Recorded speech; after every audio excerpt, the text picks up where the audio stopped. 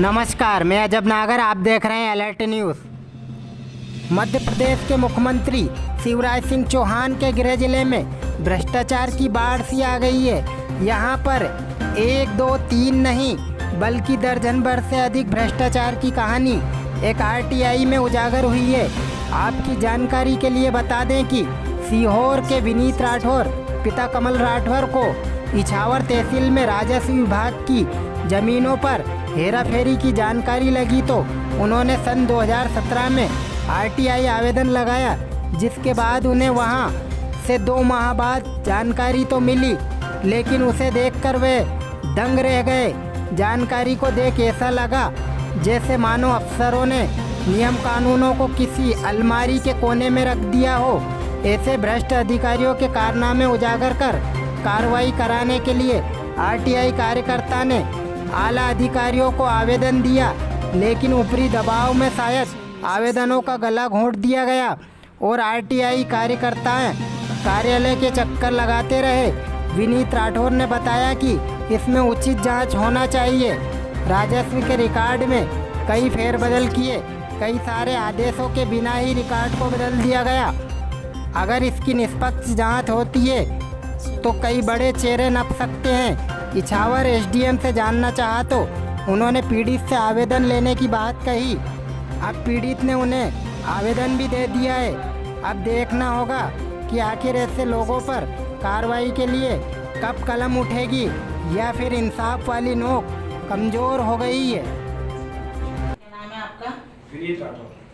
विनीत जी, क्या मामला है पूरा, इसको विस्तार से समझाइए। ये राजस्व की अनियमितताओं के बारे में है। जो पट्टे की ज़मीनें थीं उनको इन्होंने भूमि स्वामी बनाकर बिना किसी आदेश के और इनका विक्रय किया गया था, जिसके बारे में मैंने एक आरटीआई लगाई थी यहाँ पर इछावर तहसील के अंदर। ये मैंने 9/10/2017 को लगाई थी, जिसमें मैंने इनसे खसरे की नकल, पंजी की सत्यापित छाया प्रति और आदेश की कॉपियाँ मांगी थी, जिसमें से मुझे सिर्फ कुछ खसरे की नकल दी गई हैं, कुछ पंजी की नकल दी गई हैं और आदेश की कॉपियाँ नहीं दी गई। बाद में मैंने यही जानकारी इसको एसडीएम साहब को दी थी। एसडीएम साहब को भी देने के बावजूद इन्होंने मुझे कोई जानकारी नहीं उपलब्ध कराई। ये एसडीएम साहब के पास मैंने आवेदन लगाया। जब मैंने इनसे जानकारी पहले मांगी थी, उन्होंने मुझे ये एक लेटर लिख करके दिया, ये आप पढ़िएगा। ये लेटर लिख करके दिया जिसमें कि इन्होंने मैंने जो जानकारियाँ मांगी उनकी बजाय इन्होंने मुझे कुछ और ही लिख कर दे दिया, जिसको मैंने बाद में इसका विरोध किया और मुझे कुछ कागज़ दिए गए। फिर मैंने ये एसडीएम साहब के पास भी जानकारी लगाई, फिर मैंने ये लोकायुक्त में इसकी कंप्लेंट की। तो ये कुछ समय बाधित होने के कारण, क्योंकि 8 साल का इसमें पीरियड रहता है कि 8 साल तक इनको जानकारी देना होती है, लेकिन वो 10 साल हो चुके थे, तो उन्होंने इसको नस्तीबद्ध कर दी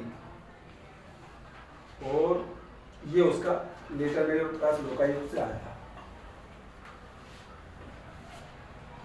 फिर मैंने ये कलेक्टर महोदय को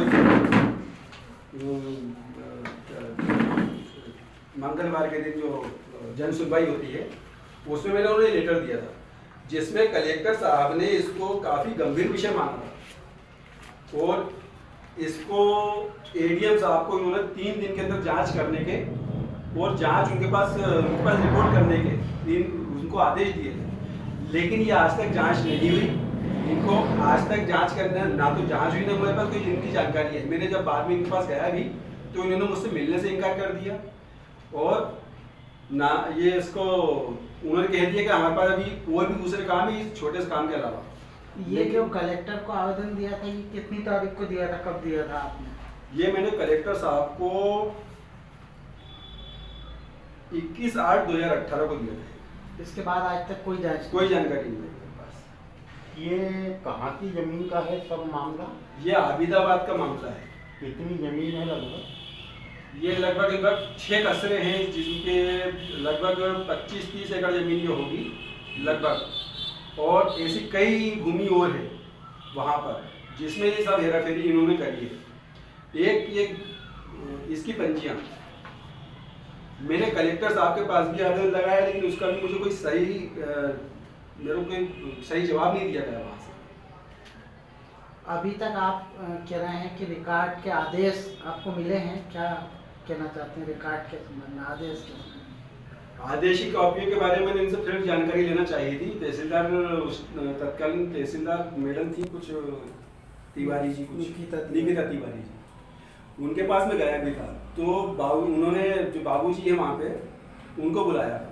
तो अब उन्होंने उनसे ये पूछा कि भाई इसके आदेश की कॉपी तो हम ये रिकॉर्ड नष्ट कर देते हैं, हमारे पास रिकॉर्ड नहीं है। तो मैंने उनसे ये पूछा कि जिले में कहीं आपने दर्ज कराए होंगे, तो उन्होंने इस पर भी इनकार कर दिया कि जिले में भी हमें ये चीज़ नहीं है, हम यहाँ नष्ट कर देते हैं।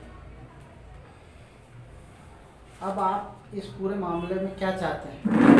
मैं चाहता हूं कि कलेक्टर महोदय या कमिश्नर महोदय जो भी, इसको सही ढंग से जांच की जाए इस पे, और जो भी दोषी हों उन पे कार्रवाई की जाए। बस होगा। जो बोल रहे क्या नाम है आपका? विनीत राठौर, कहाँ के रहने वाले? सीहोर।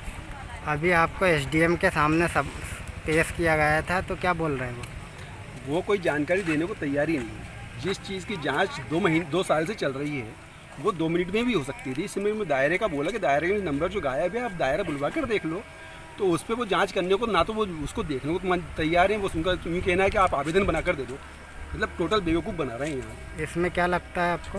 बिल्कुल धोखाधड़ी हुई है, बहुत बड़ा गबन है ये, कोई छोटी मोटा गबन नहीं है, सैकड़ों एकड़ ज़मीन का गबन है ये।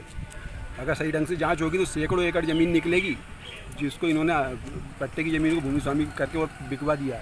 इस तहसील के लिए सभी लोग मिले हुए हैं। दायरे में कौन सा नंबर गायब है? 139B 121 इसका प्रकरण चला था, 148/1 का जो खसरा है उसमें। तो ये ना तो इन्होंने उसके आदेश की कॉपी दी है आज तक, और ना इन्होंने जो ये बताया कि इसमें दायरे के अंदर नंबर क्यों गायब है।